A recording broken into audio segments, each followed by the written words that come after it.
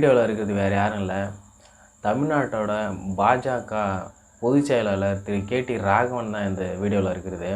மதன் டைரின்ற ஒரு யூடியூப் சேனலில் திரு மதன் ரவிச்சந்திரன்றவர் பாஜக கட்சி பெண்களுக்கு பாதுகாப்பே இல்லை, அந்த கட்சியில் நிறைய பாலியல் சீண்டல்கள் அத்துமீறல்கள் நடக்குது அப்படின்னு சொல்லிட்டு ஒரு குற்றச்சாட்டை வச்சு அந்த குற்றச்சாட்டுக்கு ஒரு ஆதாரமும் கொடுத்துருக்காரு. அந்த ஆதாரம் தான் இந்த வீடியோ. துணிச்சலை மனத்திலே வளர்த்தவன் அதாவது தமிழ்நாடு பாஜக பொதுச் செயலாளர் திரு கேடி ராகவன் என்ன பண்ணுறாருன்னா, ஒரு பெண்ணோட வீடியோ காலில் பேசுகிறாரு. அதுவும் அரை நிர்வாணமாக பேசுகிறாரு. அரை நிர்வாணமாக பேசிகிட்டு இருக்கும்போதே அதுக்கப்புறம் முழு நிர்வாணமாக ஆயிட்டுறாரு. அந்த முழு வீடியோ வேணும்னா மதன் டைரின்ற ஒரு யூடியூப் சேனலில் இன்னும் அந்த வீடியோ இருக்குது. அந்த வீடியோ வேணும்னா போய்ட்டு பாருங்கள் முழு வீடியோவை. இந்த மாதிரியான கேவலமான காரியத்தை எங்கே பண்ணுறாருன்னா, தன்னோட வீட்டோட பூஜை அறையில் பண்ணுறாரு. திரு மதன் ரவிச்சந்திரன் அந்த வீடியோவில் என்ன சொல்கிறாருன்னா, பாரதிய ஜனதா கட்சியில் பெண்களுக்கு பாதுகாப்பே இல்லைன்னு சொல்கிறாரு.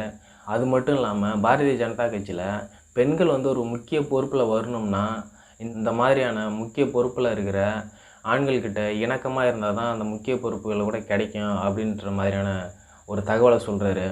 ஒரு வகையில் அவர் சொல்கிறது உண்மை தான். ஏன்னா பாரதிய ஜனதா கட்சியில் இருக்கிற ஆண்கள் முக்கால்வாசி பேர் பாலியல் அத்துமீறல்கள் நிறையா பண்ணுறவங்க தான்.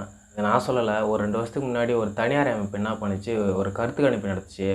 அதில் இந்தியாவில் இருக்கிற கட்சியில் எந்த கட்சி அதிக குற்ற பின்னணி உள்ள கட்சி அப்படின்னு சொல்லிட்டு ஒரு கருத்து கணிப்பு நடத்துச்சு.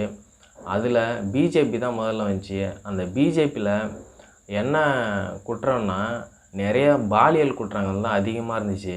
பிஜேபி கட்சியில் இருக்கிற எம்எல்ஏ எம்பிகள் மேலே தான் அதிகமான பாலியல் குற்றங்கள் அதிகமாக இருக்குது அப்படின்ற மாதிரியான அந்த கருத்து கணிப்பு வந்துச்சு. இந்த பாஜக கும்பல் தொடர்ந்து இந்த மாதிரியான குற்றங்கள் தான் அதிகமாக பண்ணிகிட்டே வருது. இதை ஒரு சாதாரண விஷயமாக கடந்து போக முடியாது. கண்டிப்பாக கேடி ராகவன் மீது மேலே கண்டிப்பாக நடவடிக்கை எடுத்தே ஆகணும். ஏன்னா இந்த பாஜக கும்பலால் பெண்களோட பாதுகாப்புக்கும் கண்ணியத்துக்கும் நிறைய பாதிப்பு ஏற்படுதுன்னு சொல்லிட்டு இந்த வீடியோ பார்க்கும்போது நமக்கு தெளிவாக தெரியுது. மதன் ரவிச்சந்திரனோட வீடியோ முழுசாக பார்த்தேன். அதில் ஒரு விஷயம் மட்டும் எனக்கு சுத்தமாக புரியல. கேடி ராகவனோட எக்ஸ்போஸ் வீடியோ முழுக்க பிஜேபியும் திமுகவும் ஒன்றுன்னு சொல்கிறாரு.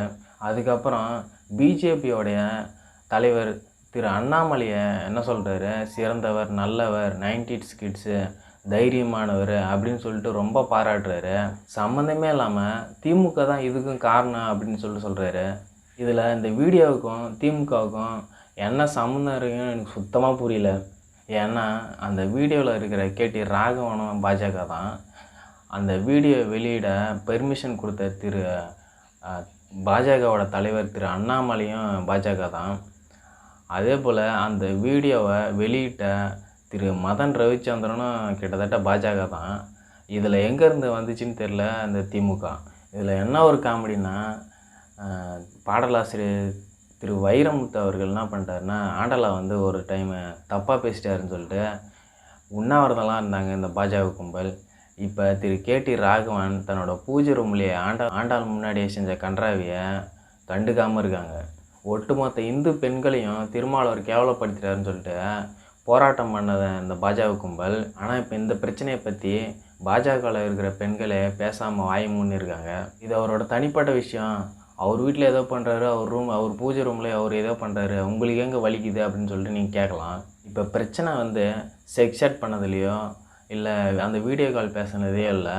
பிராமணரை தவிர எல்லாரும் அர்ச்சகரான கோயிலோட புனிதம் கேட்டுன்னு சொல்லிட்டு சொன்ன நீங்கள் இப்போ அந்த பூஜை ரூம்லேயே ஒரு பிராமணன் இந்த மாதிரி ஒரு கன்றாவியை பண்ணும்போது உங்களோட புனிதம் கெட்டு போகலைன்றது தான் எங்களோட கேள்வியே.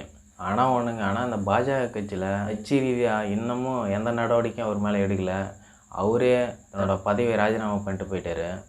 இந்த சம்பவம் குறித்து பாஜக கட்சியில் இருக்கிற பெண்கள் திருமதி வானதி சீனிவாசன், காயத்ரி ரகுராம் போன்றவங்கெல்லாம் இன்னமும் அமைதியாக இருக்கிறது தான் ரொம்ப வேதனையாக இருக்குது.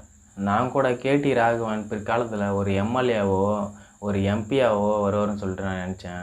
கடைசியில் இப்படி ஒரு MP 4ல் நிற்பார்னு நான் எதிர்பார்க்கவே இல்லை. கடைசியாக ஒன்று மட்டும் சொல்லி இந்த வீடியோ முடிச்சுக்கிறேன். பாஜகன்றது பாரதிய ஜனதா கட்சி இல்லைங்க, பாலியல் ஜல்சா கட்சி. நன்றி, வணக்கம்.